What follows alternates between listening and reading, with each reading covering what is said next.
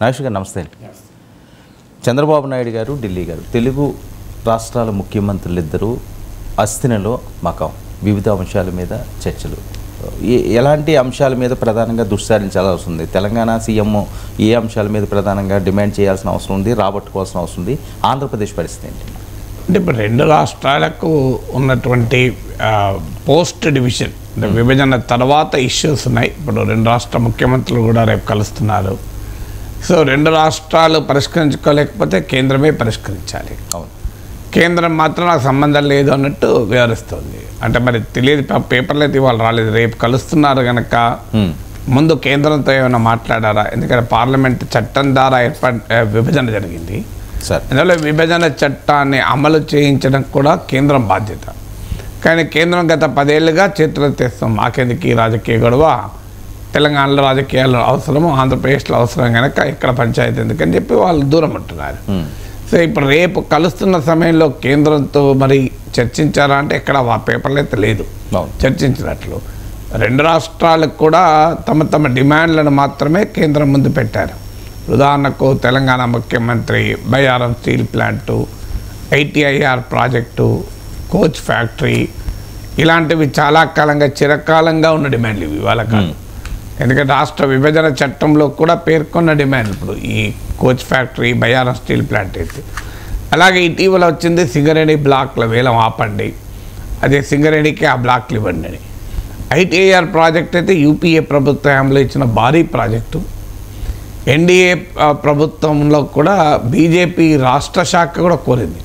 ఇప్పటికీ గూగుల్లో టైప్ చేయండి వస్తుంది.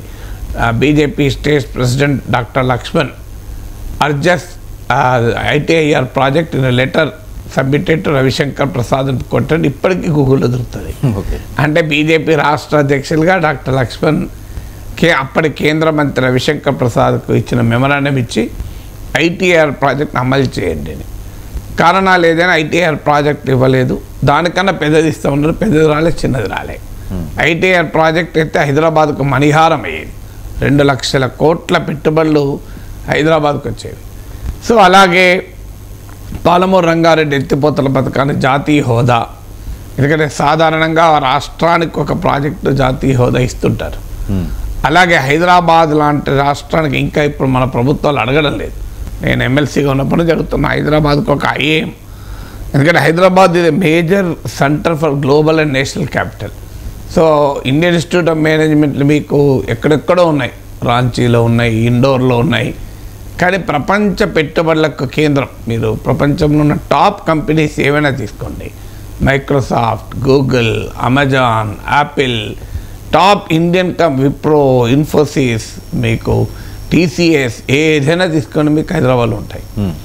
అలాంటి ఒక top most destination for capital, international arbitration tribunal వచ్చింది ఇక్కడ. సో ప్రపంచంలో భారతదేశంలో జరుగుతున్న సాఫ్ట్వేర్ ఎగుమతుల్లో 15-16% ఇక్కడ నుంచి అవుతున్నాయి. IIT, Birla institute of technology and sciences, national police academy లాంటి విద్యా సంస్థలు హైదరాబాద్లో ఉన్నాయి. సో ఇలాంటి ఒక ప్రీమియర్ ఇన్స్టిట్యూషన్స్కు, కంపెనీస్కు కేంద్రంగా ఉన్న హైదరాబాద్ నగరంలో ఇండియన్ ఇన్స్టిట్యూట్ ఆఫ్ మేనేజ్మెంట్ ఎందుకు ఉండకూడదు అనేది చాలా కాలం ఇప్పుడు మన ప్రభుత్వాలు మర్చిపోయినట్టున్నాయి. కానీ నేను ఎమ్మెల్సీగా ఉన్నప్పటి నుంచి అడిగాను. క్వైట్ అన్ఫార్చునేట్ అనేది ఇప్పటికీ హైదరాబాద్కు ఒక ఐఏం లేదు. ఇంత భారతదేశ ఎకానమీలో ఒక కీలక భూమిక పోషిస్తున్నా కూడా. సో ఇలా వివిధ రకాలైనటువంటి డిమాండ్లు తెలంగాణ అడుగుతుంది. ఆంధ్రప్రదేశ్కు ఉన్న డిమాండ్లు ప్రధానంగా ఆర్థిక, ఇవాళ పత్రికల్లో వచ్చింది, ఆర్థిక సుడిగుండంలో ఉన్నాము, కాపాడండి అని. మరి ఈ పేపర్లు అయితే చంద్రబాబు నాయుడు అడిగాడు, రేవంత్ అడిగాడని వచ్చింది, కానీ మోడీ ఏమన్నాడు, అమిత్ షా ఏమన్నాడు రాలేదు. తెలంగాణలో రక్షణ భూములు, ఒక 2000 ఎకరాల రక్షణ భూములు ఇచ్చేయండి అని, ఇవన్నీ ఇప్పటి నుంచో అడుగుతుంది. ఏది కొత్త డిమాండ్ కాదు, మనం రాష్ట్ర విభజన జరిగినప్పటి నుంచి వింటూనే ఉన్నాం. కానీ ఆ చంద్రబాబు నాయుడు ప్రత్యేక హోదా అడగలేదు, విశాఖ స్టీల్ ప్లాంట్ ప్రైవేటీకరణ ప్రత్యేక హోదాల ప్రస్తావన లేదు అని ఇవాళ పత్రికలు వచ్చింది. ఎంత నిజమో తెలియదు. బట్ ఏదైనా ఇప్పుడు ఇమీడియట్ ఛాలెంజ్ చంద్రబాబు నాయుడుకు ఫైనాన్షియల్ ఛాలెంజ్. ఎందుకంటే భారీగా ఎక్స్పెండిచర్ కమిట్మెంట్స్ ఉన్నాయి. ఆ విషయం చెప్పడం లేదు చంద్రబాబు నాయుడు, కానీ జగన్మోహన్ రెడ్డి ఎకానమీని అస్తవ్యస్తం చేశాడు అని. జగన్మోహన్ రెడ్డి ఎకానమీని అస్తవ్యస్తం చేశాడని తెలిసినాక కూడా హామీలు ఇచ్చారు కదా, తెలియక ముందు ఇచ్చిన హామీలు కాదు ఇవి. జగన్మోహన్ రెడ్డి ఎకానమీని సర్వనాశనం చేస్తున్నాడు, విధ్వంసం చేస్తున్నాడు మొదటి నుంచి టీడీపీ చెప్తోంది కదా, వాళ్ళకి పూర్తి అవగాహన ఉంది ఎట్లా అస్తవ్యస్తం చేస్తున్నాడు. అయినా భారీ ఎత్తున హామీలు ఇచ్చారు, 1,20,000 కోట్ల రూపాయల హామీలు అమలుకే కావాలి. అలాగే అమరావతి నిర్మాణానికి డబ్బులు కావాలి. ఆర్థిక సంపదను సృష్టించి నేను ఇవన్నీ అమలు చేస్తానని అన్నారు, కానీ సమయం పడుతుంది. మేనిఫెస్టోలో క్లియర్గా కేంద్ర సాయంతో రాష్ట్రంలో ప్రామిస్ చేసిన పథకాలు అమలు చేస్తామన్నారు. ఇప్పుడు 4,000 రూపాయల పెన్షన్ అమలైంది. అవును. సో ఇంకా అమలు కావాల్సినవి ఉన్నాయి. టైం ఇప్పటికిప్పుడే అడగకూడదు, ఎందుకంటే అధికారంలోకి వచ్చిన ఒక 6 నెలలు ఏడాది సమయం ఎవరికైనా ఇవ్వాలి, కనీసం 6 months టైం అయితే ఇవ్వాలి. 6 months తర్వాత అడగచ్చు. కానీ ఈలోగా మరి కేంద్రము రాష్ట్ర పథకాలకు ఏం సాయం చేస్తుందో చూడాలి. ఎందుకంటే మహిళల ఉచిత రవాణా పథకం ఉంది, మరి కేంద్రం సాయం చేస్తుందా? అమ్మఒడి ఒకటి ఉంది, అమ్మఒడి ఒకటి ఉంది, దానికి సాయం చేస్తుందా? ప్రతి ఒక్క మహిళకు 1,500 ఇవ్వాలి అని ఉంది, దానికి సాయం చేస్తుందా? విద్యా దీవెన, నిరుద్యోగ భృతి. సో రైతు భరోసాకి 20,000 ఇస్తామన్నారు, దానికైనా సాయం చేస్తుందా? ఇప్పుడు దేనికి కేంద్రం సాయం చేస్తుందో చూడాలి. కానీ అడగడమే మనం అడగడం తప్ప వాళ్ళు చెప్పడం లేదు అంటే మాత్రం ఉపయోగం లేదు. సార్, ప్రధానంగా ఈరోజు పోలవరం అంశం అనండి, అమరావతి అంశం అనండి, మొన్న పెన్షన్లు ఇవ్వడానికి 10,000 కోట్లు అప్పు తీసుకున్నారట ఒక్క రోజులో. అది ఎక్కువగా వైఎస్ఆర్సీపీ వాళ్ళు కామెంట్ చేసే పరిస్థితి. ఒక్క రోజులోనే 1,000 కోట్లు అప్పులు తీసుకుంటున్నారు, మీరేం పాలిస్తారు అని. ఇప్పుడు ఒక్కరోజు తీసుకున్నా, ఒక ఏడాది తీసుకున్నా టోటల్ అప్పు ఏడాదికే క్యాలిక్యులేట్ అవుతుంది కదా, అది ఎప్పుడన్నా తీసుకోనండి. ఇప్పుడు జగన్మోహన్ రెడ్డి అప్పులు తీసుకోలేదా? అందువల్ల అప్పులు జగన్మోహన్ రెడ్డి ఒక్కరోజు తీసుకున్నాడా, 2 రోజులు తీసుకున్నాడా? టీడీపీలు అస్తవ్యస్తం చేశారు, జగన్ ఖాళీ చేసిపోయాడు కనుక మేము అప్పులు తీసుకోవాల్సి వస్తుందని. అందువల్ల ఎప్పుడు కూడా ఒక రోజు జరిగిన పరిణామాన్ని విశ్లేషించకూడదు. ఒక ఏడాదిలో ఫైనాన్షియల్ మేనేజ్మెంట్ ఎలా ఉంటుందని చూడాలి కదా. సార్, జగన్మోహన్ రెడ్డి గారు మీరు 6 నెలలు టైం ఇవ్వాలి, 6 నెలలు చూడాలి, ఒక సంవత్సరం అన్నా చూడాలి కొత్త ప్రభుత్వం ఏర్పడిన తర్వాత అన్న. కానీ వారం రోజుల నుంచే వైఎస్ఆర్సీపీ వాళ్ళు విమర్శలు మొదలుపెట్టారు. నిన్న జగన్మోహన్ రెడ్డి గారు అయితే మరింత ముందుకు వెళ్ళి రావణ కాష్టం అయిపోయింది రాష్ట్రం, ఎక్కడా లేని పరిస్థితి ఇక్కడ ఉంది, ఇంక మేము బయటికి వస్తాము, సామాన్యంగా మేము ఊరుకోవడం ఆయన మాట్లాడడం. ఆ బయట కూడా ఒకసారి విందాం సార్ ప్లీజ్.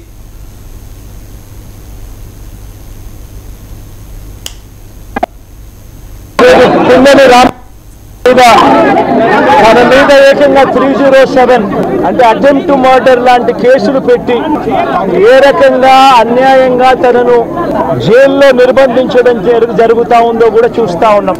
ఈరోజు రాష్ట్ర వ్యాప్తంగా కూడా ఇదే కార్యక్రమాలు జరుగుతూ ఉన్నాయి. ఇవన్నీ కూడా శిశుపాలుని పాపాల మాదిరిగా ఇవన్నీ కూడా పాపాలు పండుతాయి. వాళ్ళ స్థాయిలో రెడ్ బుక్స్ అని చెప్పి రెడ్ బుక్లు పెట్టుకొని ఉండరు.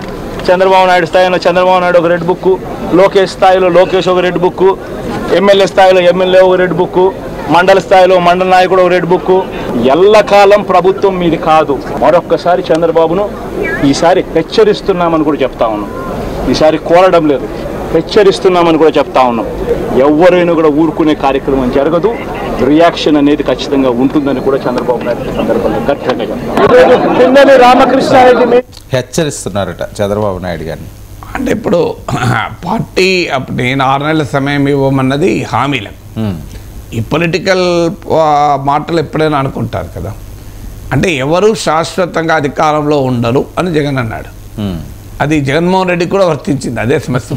అవును, ఎవరు అధికారంలోకి వచ్చేతోనే వాళ్ళు ఈ రకమైన కార్యక్రమాలు ఇష్టారాజ్యంగా జరిపారు. జగన్ అప్పుడు జరిపాడు, హెచ్చు తగ్గులు ఎట్టున్నా అవి వాటిని వేరే నేను వేయలేను, ఎవరు ఎక్కువ ఎవరు తక్కువ. కానీ ఇప్పుడు టీడీపీ వాళ్ళు వచ్చాక వీళ్ళు చేస్తున్నారు. అధికారంలో ఉన్న సమయంలో ఆ ఆధిపత్యవాదాన్ని ప్రదర్శిస్తున్నారు. దానికి జగన్మోహన్ రెడ్డి కూడా అనుభవించాడు. సో జగన్మోహన్ రెడ్డి సంతోషపడాలి. ఇప్పుడు నేను ఇలాంటి ఆధిపత్యాన్ని చెలాయించితే అనుభవించాను, ఇప్పుడు చంద్రబాబు నాయుడు కూడా చెలాయితే అనుభవిస్తాడు, నాకే లాభం కదా అని. ఇప్పుడు జగన్మోహన్ రెడ్డి ఎక్సర్సైజ్ చేసి ఉండకపోతే చంద్రబాబు నాయుడు ముఖ్యమంత్రి అయ్యేవాడు కాదు కదా. ఇప్పుడు చంద్రబాబు నాయుడు ఎక్సర్సైజ్ చేస్తే జగన్కే లాభం కదా. సో అందువల్ల ఆలోచించాల్సింది టీడీపీ వాళ్ళు, వైసీపీ వాళ్ళు కూడా కాదు. సో అందువల్ల లా అండ్ ఆర్డర్ మెయింటైన్ కావాల్సిందే, రాజకీయ కక్ష సాధింపు ఉండకూడదు, అధికారం వచ్చింది కదా అనే ఆధిపత్యాన్ని ఎవరైనా ప్రదర్శించకూడదు. ఇక రెడ్ బుక్లు, హెచ్చరికలు ఇవన్నీ పొలిటికల్ లాంగ్వేజ్. ఇప్పుడు జగన్మోహన్ రెడ్డికి ఇమీడియట్గా తన పార్టీ నిలబెట్టుకోవాలి కదా. ఇప్పుడు ఈ దాడుల నుంచే కాదు, ఫిజికల్గా అటాక్స్ ఇదొక పార్ట్. దీనికి ఇది ఎంతకాలం ఉంటుందో 4 రోజులు అయితే ఆగిపోతుంది. తర్వాత మళ్ళీ ఎలక్షన్లు వచ్చినప్పుడు మళ్ళీ స్టార్ట్ అవుతాయి. గతంలో కూడా జగన్మోహన్ రెడ్డి టైంలో మనకు స్థానిక సంస్థల ఎన్నికలప్పుడు చూడలేదా మన బీభత్సం. బహుశా మళ్ళీ కూడా అదే బీభత్సం ఇప్పుడు వీళ్ళు చేసే అవకాశం ఉంది. సో అందువల్ల సాధారణంగా అధికారం ఉన్నప్పుడు ఫుల్ డామినేటింగ్గా అటాక్ చేస్తుంటారు. నాకు ఇప్పటికి గుర్తు 2019 ఎన్నికలకు ముందు ఆ తర్వాత ఒక్క విమర్శనాత్మకంగా జగన్మోహన్ రెడ్డి పైన నేను వీడియో పెడితే వెంటనే ఫోన్లు వచ్చేవి. సార్ మీరు అట్లా పెడతారు, జగన్ ఇంత బాగా చేస్తారు, అంత బాగా చేస్తున్నాడు. ఇప్పుడు సరిగ్గా టీడీపీ వాళ్ళు వీళ్ళు ఇంకొక అడుగు ముందుకేసి బూతులేగా.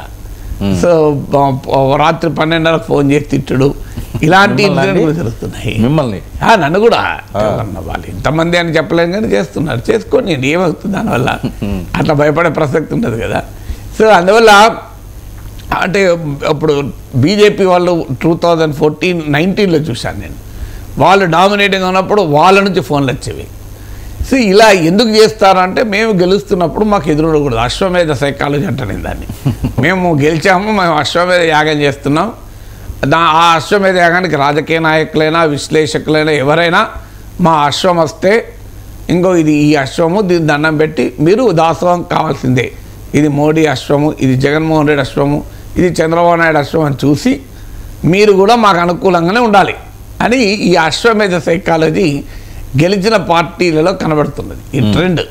సో ఈ ట్రెండ్ ఏం చేస్తుంది, లాస్ట్కు వాళ్ళని ఓడిస్తున్నది.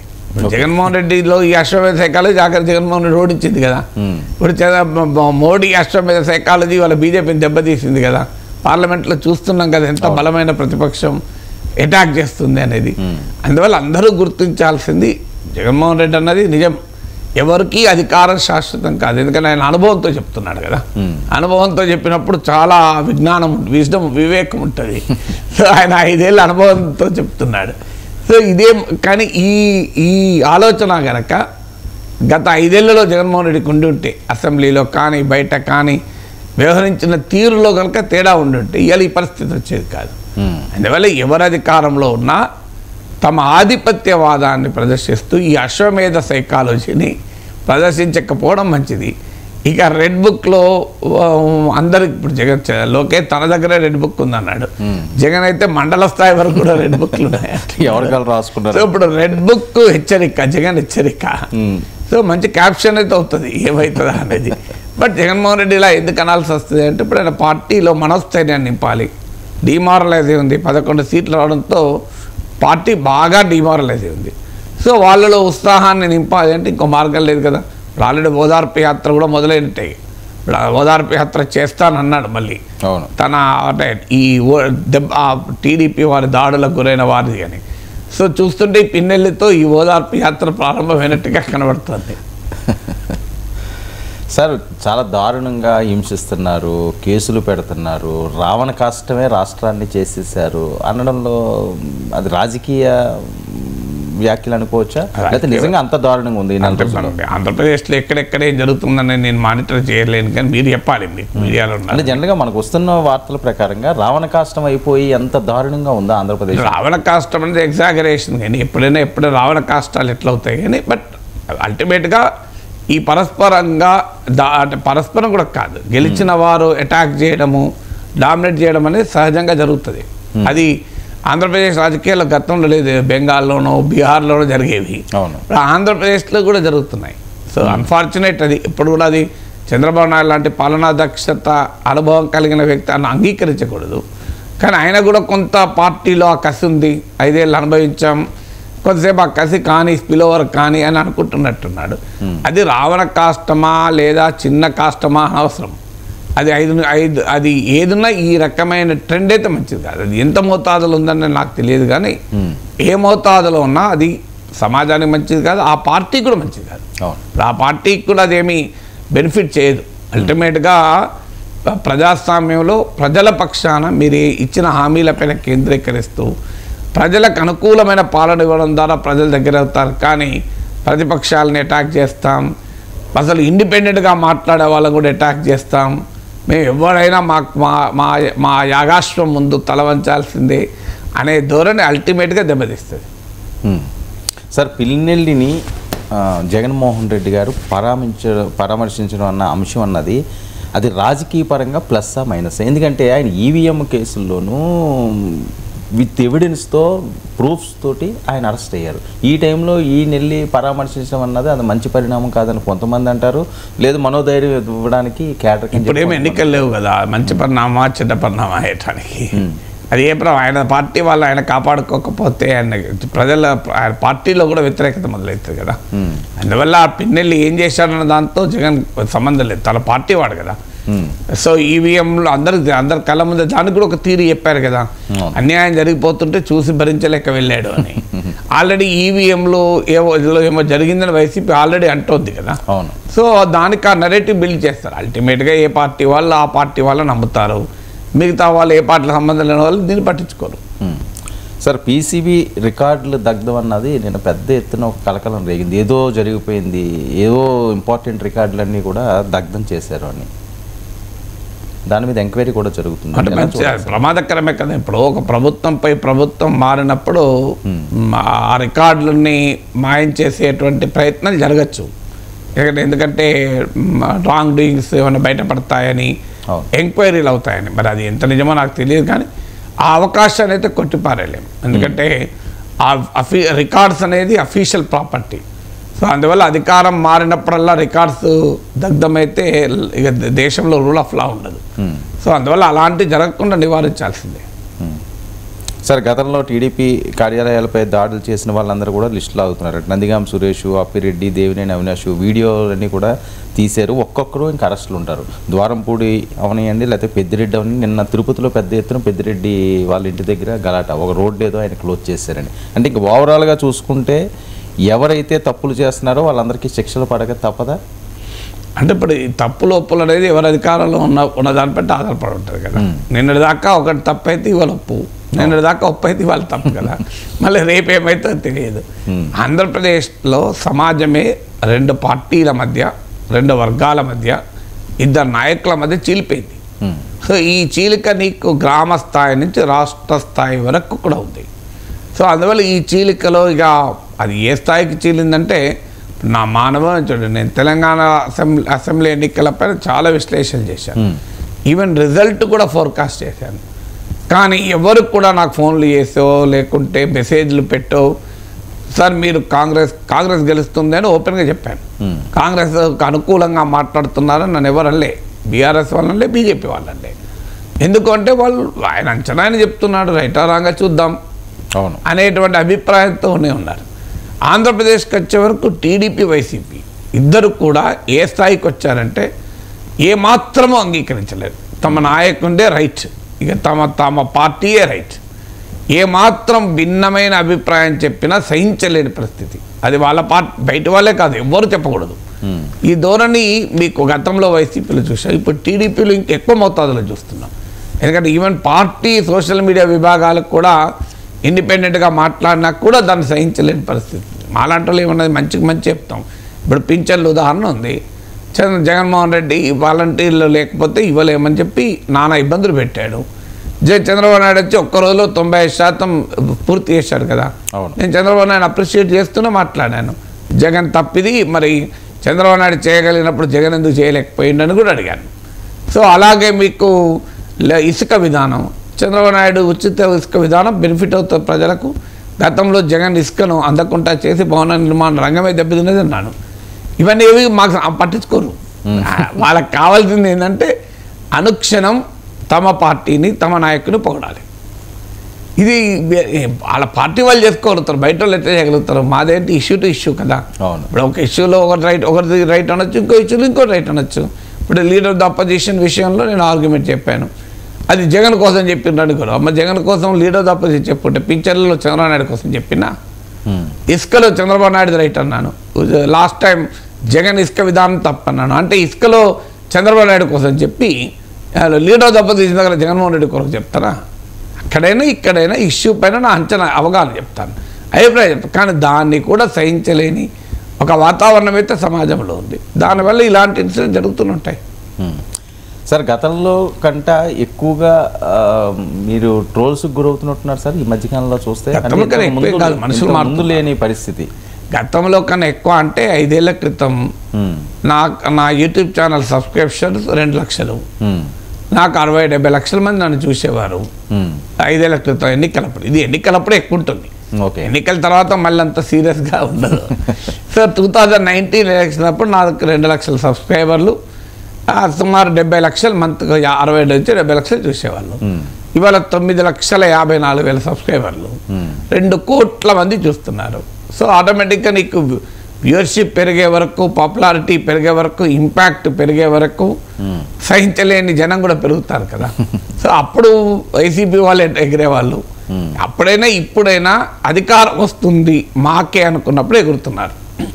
ఓడిపోయే వాతావరణంలో ఉంటే ఎగరడం లేదు, ఓడిపోయే వాతావరణం ఉంటే కొంత చట్కలు పడుతున్నారు. సో దాన్ని బట్టి కూడా చెప్పచ్చు ఎవరు ఎగురుతున్నారు అన్న దాన్ని బట్టి. సో 2019లో వైసీపీ అధికారంలోకి వచ్చే వాతావరణం వచ్చింది కనుక అసలు ఇక మా నాయకుని మీరు ఏమనకూడదు, ప్రశ్నించకూడదు అన్న రీతిలో వాళ్ళు మా ట్రోల్ చేసేవాళ్ళు. చంద్రబాబు నాయుడు పేటీఎం అని అట్లా ట్రోల్ చేసేవాళ్ళు. ఇప్పుడు వీళ్ళు అధికారంలోకి వచ్చే వాతావరణం వచ్చే నుంచి వీళ్ళు మొదలైంది.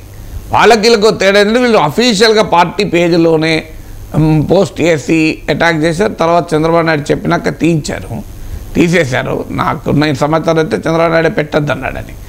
అట్లా పద్ధతి కాదు మనం ఆయన అనడము. కావాలంటే ఆయన మాట్లాడిన దానిపైన మీరు ఏమైనా వ్యతిరేక అభిప్రాయం ఉంటే చెప్పండి అని. కానీ నాయకుడు చంద్రబాబు నాయుడు లోకేష్లు ఏం చెప్తారన్నదంతో సంబంధం లేకుండా పార్టీ అధికారిక సోషల్ మీడియా విభాగం ద్వారా అటాక్. మరి అటాక్ చేసేటప్పుడు నేను ఇప్పుడు పింఛన్ల విషయంలో, ఇసుక విషయంలో చంద్రబాబు నాయుడు కరెక్ట్ అన్నాడు. దాన్ని ఏం చేస్తారు? విచిత్రం ఏంటంటే 6 నెలలకు ఏడాది వెనక్కి తిరిగిపోవచ్చు చూస్తే జగన్మోహన్ రెడ్డి విధానాలను ప్రశ్నించిన రోజు ఇదే టీడీపీ సోషల్ మీడియా నా వీడియోలను ప్రమోట్ చేసింది. మీరు పాత పేరు వెనక్కి తిరిగి చూస్తుంటుంది. సో అంటే వాళ్ళకి నచ్చినప్పుడు ప్రమోట్ చేస్తారు, వాళ్ళు నచ్చినప్పుడు వాళ్ళ దాంట్లో కూడా పోస్ట్ చేసుకుంటారు, వాళ్ళు నచ్చకపోతే వ్యతిరేకిస్తారు. కానీ తెలుగుదేశం వైసీపీ పార్టీలకు కోరుకున్నట్లుగా మాట్లాడలేం కదా. ఏది రైట్ ఉంటే అది రైట్ మాట్లాడతావు. ఒక విషయంలో రైట్ అంటే ఇప్పుడు అందుకే మీకు ఉదాహరణ చెప్పింది. పింఛన్లు ఇసుక విషయంలో చంద్రబాబు నాయుడుది కరెక్ట్ అన్నాను, లీడర్ ఆఫ్ ద అపోజిషన్ విషయంలో నా స్టాండ్ చెప్పాను. అది జగన్మోహన్ రెడ్డిది కరెక్ట్ అని జగన్మోహన్ రెడ్డి కోసం చెప్పినట్టు. మరి జగన్మోహన్ రెడ్డి అధికారంలో ఉన్నప్పుడు 10% ఉండాలన్నప్పుడు అప్పుడు కూడా ఇదే చెప్పాను. అప్పుడు మరి జగన్ వ్యతిరేకంగానే చెప్పినా కదా. సో అప్పుడు చంద్రబాబు నాయుడు కోసం చెప్పారన్నారు. ఇది అందుకే ఇదంతా పార్ట్ ఆఫ్ లైఫ్. నువ్వు పబ్లిక్ లైఫ్లో ఉన్నప్పుడు సో ఆటోమేటిక్గా ఇలాంటివి ఎదుర్కొంటారు. When you're popular you're force to do that. ఇప్పుడు నేను మాట్లాడడంతోనో 10 మంది పెడతారు వెంటనే, నాగేశ్వర్ ఇలా అంటాడని. వాళ్ళ జీవనోపాధి పాపం, వాళ్ళు బతకాలి కదా. నా పేరు చెప్పుకుంటే 1,00,000 వ్యూస్ వస్తాయి, 50,000 వ్యూస్ వస్తాయి. సో అందువల్ల ఎవరు ఆశ వాళ్ళకి కదా. సో వాళ్ళ బతుకుదరు నేనెందుకు కాదనాలి. ఓకే సార్, ఆంధ్రప్రదేశ్ ప్రస్తుతం ఉన్న పరిస్థితుల నేపథ్యంలో చంద్రబాబు నాయుడు గారి దగ్గర ఉన్న టాస్క్లు ఏంటి సార్? అంటే బలమైన టాస్క్లు ఇమీడియట్గా దృష్టి పెట్టాల్సింది దాని అంటే ఇమీడియట్గా ఇప్పుడు అమరావతి నిర్మాణాన్ని వేగరపరచాలి, ఇచ్చినటువంటి పథకాలను అమలు చేయాలి, సంక్షేమ పథకాలను. సో మా ప్రామిస్ని అమలు చేయాలి, ఇండస్ట్రియల్ ఇన్వెస్ట్మెంట్ తీసుకురావాలి, కేంద్రం నుంచి భారీగా సహాయాన్ని. ఎందుకంటే రాజకీయ పరిస్థితులు 2014లో 2019లో 2024లో తేడా ఉంది. 2014లో అయినా 2019లో అయినా అంటే ఆసారి చంద్రబాబు నాయుడు ముఖ్యమంత్రిగా ఉన్నప్పుడైనా జగన్మోహన్ రెడ్డి ముఖ్యమంత్రిగా ఉన్నప్పుడైనా కేంద్రంలో బీజేపీ సొంతగా మెజారిటీ ఉంది. అందువల్ల బీజేపీని శాసించే పొజిషన్లో ఆ తెలుగు రాష్ట్రాల రాజకీయ పార్టీలు లేవు, యాచించే పరిస్థితులు ఉన్నాయి. ఇవాళ శాసించే పరిస్థితుల్లో తెలుగు రాష్ట్ర ముఖ్యంగా ఆంధ్రప్రదేశ్ పాలిటిక్స్ ఉన్నాయి. అందువల్ల ఇలా చంద్రబాబు నాయుడు మద్దతు కీలకం కనుక ఈ అవకాశాన్ని ఉపయోగించుకొని కేంద్రం నుంచి మ్యాక్సిమం రాబట్టాలి. విశాఖ స్టీల్ ప్లాంట్ ప్రైవేటీకరణ తక్షణం ఆపాలి, విభజన చట్టంలో రాష్ట్రానికి ఉన్న హామీలు పూర్తి కావాలి, పోలవరం కంప్లీట్ చేయాలి. సో ఇవన్నీ అందరూ చాలాసార్లు మాట్లాడుకున్నాయి కదా. సార్, రేవంత్ రెడ్డి గారు చంద్రబాబు నాయుడు గారు భేటీకి సంబంధించి ఏ అంశాల మీద చర్చకొచ్చే అవకాశం ఉంటుంది? పోలవరం అంశం అన్నది, అలాగే ఒక 6 గ్రామాల అంశం అన్నది ఎక్కువగా దాని మీద దృష్టి సారిస్తున్నట్లుగా అది ప్రతిపక్షాలు అడుగుతున్నాయి. ప్రాక్టికల్గా నీకు 7 మండలాల్లో రిటర్న్ వస్తాయి, రిటర్న్ ఇవ్వటానికి చంద్రబాబు నాయుడు ఒప్పుకుంటాడా అనేది అనుమానమే. టెక్నికల్గా సాధ్యమా సార్? టెక్నికల్గా ఏదైనా సాధ్యమే ఉంది. విభజన చట్టాన్ని సవరించి 2014లో ఆ 7 మండలాలు తెలంగాణలో ఉన్నాయి కదా. తర్వాత ఆర్డినెన్స్ జారీ చేసి దాన్ని ఆంధ్రప్రదేశ్కి మార్చారు. మార్చడంలో ఆ చంద్రబాబు నాయుడు చెప్పాడు కదా, నేను ప్రమాణ స్వీకారం కూడా చేయను అంటే అప్పుడు మార్చానని ఆయనే చెప్పాడు. అందువల్ల మార్పు 7 మండలాలను తెలంగాణ నుంచి ఆంధ్రప్రదేశ్కి మార్పించిందే చంద్రబాబు నాయుడు, ఆయనే చెప్పాడు అది. సో అలాంటప్పుడు ఇటు మార్పియాలనుకుంటే ఎంత పని, ఎంతసేపు పని? అందువల్ల టెక్నికల్గా సాధ్యం, పొలిటికల్గా సాధ్యమా అనేది పాయింట్. సో అందువల్ల 7 మండలాలు కాకపోయినా కనీసం 5 గ్రామాలు, ఆ భద్రాచలం పక్కన ఉన్న గ్రామాలు, రాముల వారి భూములు ఉన్న గ్రామాలైనా ఇవ్వండి అని అడుగుతున్నారు. సో అది మరి చర్చకు వస్తుందో లేదో చూడాలి. ఇది ఫస్ట్ మీటింగ్ కనుక ఐ డోంట్ థింక్ ఏదో సీరియస్గా రేపొద్దున పరిష్కారం అయ్యే చర్చకు వస్తానని అనుకోను. కానీ ప్రధానమైన సమస్యలు ఉన్నాయి కదా. ఇప్పుడు కృష్ణానదీ జలాల వాటా ఉంది, అది వీళ్ళిద్దరు కూర్చొని తేల్చుకునేది కూడా కాదు, ట్రిబ్యునల్లో తేలాలి. సో ఆ ట్రిబ్యునల్లో తేలినప్పుడు ఆటోమేటిక్గా తెలంగాణ వాదన ఆంధ్రప్రదేశ్ వ్యతిరేకిస్తుంది. సో అందువల్ల ఈ ఒక్క మీటింగ్తో మార్పు వస్తుంది అనుకోని ఓన్లీ ఎన్ ఐస్ బ్రేకర్, ఫార్మల్గా జరుగుతున్న మీటింగే తప్ప దీంతో అన్ని సమస్యలు పరిష్కారం అయ్యే దిశగా ఒక కీలకమైన అడుగులు పడతాయని అనుకోరు. బట్ ఒకే ఒక వాతావరణం అయితే మొదలవుతుంది. సార్ ఏంటి బీఆర్ఎస్ పరిస్థితి? 6 ఎమ్మెల్సీలు కాంగ్రెస్లోకి, ఇంకా క్యూ కడుతున్నారా? బీఆర్ఎస్ పూర్తిగా క్లోజ్ అయిపోతుంది, ఇంకేం ఉండదు అని చెప్పి మాట్లాడే పరిస్థితి. ఇప్పుడు కాంగ్రెస్ ఎమ్మెల్యేలు అంతా బీఆర్ఎస్లో అయితే కాంగ్రెస్ క్లోజ్ అయిందా? అధికారంలోకి వచ్చింది కదా. 23 మంది వైసీపీ ఎమ్మెల్యేలు టీడీపీలో చేస్తే వైసీపీ క్లోజ్ అయిందా? అధికారంలోకి వచ్చింది కదా. దేశమంతటా కాంగ్రెస్ పార్టీకి చెందిన వాళ్ళంతా బీజేపీలో చేరారు కదా ఈ 10 ఏళ్లలో. కాంగ్రెస్ ముక్త భారత్ అయిందా? కాంగ్రెస్ 52 నుంచి 99కి వచ్చింది. సో రాజకీయాల్లో పార్టీ ఫిరాయింపులు కొత్త కాదు, ఎవరు అధికారం ఉంటే అటువైపు నాయకులు మారుతుంటారు. సో రాజకీయ పార్టీలు కూడా ఎంకరేజ్ చేస్తుంటాయి. ఇప్పుడు ఇదే కేసీఆర్ ఇవాళ అయ్యో అన్యాయం అన్యాయం అంటున్నాడు, మరి ఆయన చేసింది కూడా అదే పని కదా. ఇప్పుడు భానుప్రసాద్ ఇవాళ కాంగ్రెస్లో చేరాడు, ఆయన ఎక్కడి నుంచి వచ్చాడు? ఆయన కాంగ్రెస్ వాడే కదా. కాంగ్రెస్ నుంచి బీఆర్ఎస్కి వచ్చి మళ్ళీ కాంగ్రెస్కి వచ్చాడు. సారయ్య, బసవరాజ్ సారయ్య, ఆయన కాంగ్రెస్ ప్రభుత్వంలో మంత్రిగా కూడా ఉన్నాడు కదా. సో ఆయన కాంగ్రెసే కదా. సో ఇలా ఏదో ఒక పార్టీ నుంచి వచ్చి పార్టీ అధికారం ఉన్నప్పుడు చెడామడ అవసరం ఉన్నా లేకపోయినా ఫిరాయింపులు ఎంకరేజ్ చేశారు. ఇప్పుడు ఎంకరేజ్ చేయడానికి ఇప్పుడు కాంగ్రెస్ పార్టీ చేస్తుంటే మాట్లాడుతూ ఉపయోగం, ఇవాళ మళ్ళీ కాంగ్రెస్ రేపు మళ్ళీ వీళ్ళే అనుభవిస్తారు. సో ఇది ఒక సైక్లిక్ ప్రాసెస్. సో ఇప్పుడు పెద్ద ఎత్తున బీజేపీ ఈసారి ఫిరాయింపుదారులకు దేశమంతా టికెట్ ఇచ్చింది. 25% క్యాండిడేట్ ఫిరాయింపుదారులు. ఏం జరిగింది? 63 సీట్లు తగ్గినాయి. సో అందువల్ల పార్టీలు చెప్పే ప్రతిపక్షాలు ఉన్నప్పుడు నీతులు చెప్తాయి, అధికారం ఉన్నప్పుడు అదే పని చేస్తాయి. సార్ మన పాలన లేక దేశమే నష్టపోయిందని కేసీఆర్ గారు అనడంలో ఆంతర్యం ఏంటి? దేశంలో లేరు కదా పాలన, వాళ్ళు రాష్ట్రంలోనే ఉన్నారు. అదే మన పాలన లేకపోవడం వల్ల దేశమే నష్టపోతున్నది అంటున్నారు ఆయన. ఇప్పుడు ఎవరైనా వాళ్ళ పార్టీ వాళ్ళు ఉత్సాహపరచడానికి చెప్తుంటారు కదా. సార్ ఓవరాల్గా చూస్తే ప్రస్తుతం ఉన్న పరిస్థితుల్లో ఈ ఫిరాయింపులు అవనియండి, వేరే అంశం అవనియండి, 2 తెలుగు రాష్ట్రాల అభివృద్ధి అనే అంశం చూస్తే ఏ రకంగా మనం కంపేర్ చేయాలి? అభివృద్ధికి ఫిరాయింపులకి ఏం సంబంధం ఉంటుంది? అభివృద్ధి ఫిరాయింపులు రాజకీయ రంగంలో జరుగుతుంటాయి, అభివృద్ధికి దానికి ఏం సంబంధం ఉండదు. ఆ ఫిరాయింపుల అంశం కాదు సార్, అభివృద్ధి అనే అంశం మీద తెలంగాణ రాష్ట్రంలో జరుగుతున్న అభివృద్ధి దాని కంపారిటివ్ ఆంధ్రప్రదేశ్లో ఇప్పుడు జరగాల్సిన అలా అంత వేగ్గా క్వశ్చన్కి నేను ఆన్సర్ చేయలేను. అది చాలా వేగ్ క్వశ్చన్ కదా. ఆంధ్రప్రదేశ్ అంటే ఏదైనా స్పెసిఫిక్గా మాట్లాడగలం తప్ప అంత జనరలైజ్గా మాట్లాడలేదు. సార్ అభివృద్ధి ఇన్వెస్టర్ని ఇన్వైట్ చేస్తున్నారు చంద్రబాబు నాయుడు గారని మాట్లాడే పరిస్థితి, అంటే ఎలాంటివి ఆంధ్రప్రదేశ్కి వనరులుగా ఏర్పడే అవకాశం ఉంటుంది? ఎలాంటి ఇన్వెస్ట్మెంట్ల మీద దృష్టి సారించాలి అంటే ఆల్రెడీ వాళ్ళు చెప్పారు. ఇప్పుడు ఎలక్ట్రానిక్స్ రంగము, సెమీ కండక్టర్స్ ఇలాంటివన్నీ మా ప్రియారిటీస్ అని లోకేష్ తన ఇంటర్వ్యూలో కూడా చెప్పాడు కదా. అవును.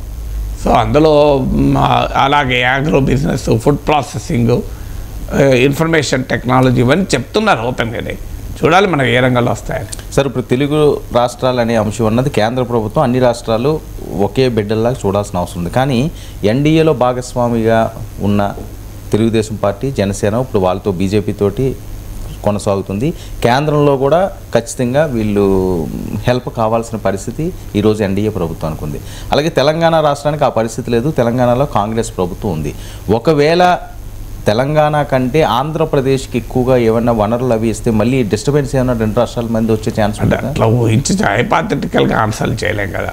ఏం చేస్తారన్న దాన్ని బట్టి కదా. ఏదో అయితే ఇలా అయితే అలా అయితే ఇలా అయితే నేను ఎట్లా చెప్పగలను? అంటే ప్రధానంగా ఆంధ్రప్రదేశ్ వైపు ఎక్కువ మొగ్గు చూపించే అవకాశం ఉంటుంది. మోదీ గారు ఇన్వెస్టర్లు రావడం అనేది కేంద్ర ప్రభుత్వం ప్రత్యేక రాయితీరిచ్చి ఏదో గుజరాత్కు రప్పించుకుంటే తప్ప జరగదు.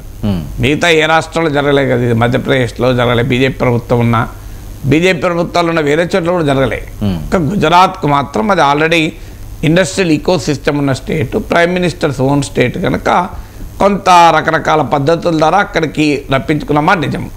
అలా కానీ మిగతా స్టేట్ల విషయంలో అల్టిమేట్గా ఇన్వెస్ట్మెంట్స్ అనేది అక్కడ ఇన్వెస్ట్ చేసేవాడు నాకు ఎంత లాభం వస్తుందో చేస్తాడు తప్ప నీకు ఈవెన్ ఇన్సెంటివ్స్ ఉన్నా చేస్తారనే లేదు, రాయితీలు ఉన్నంత మాత్రం రావాలని రూల్ ఏం లేదు. సో అల్టిమేట్గా అక్కడ మాకు ఇండస్ట్రీ పెడితే నాకు ఎకనామిక్గా బెనిఫిట్ అవుతుంది అని అనుకున్నప్పుడు పెడతారు.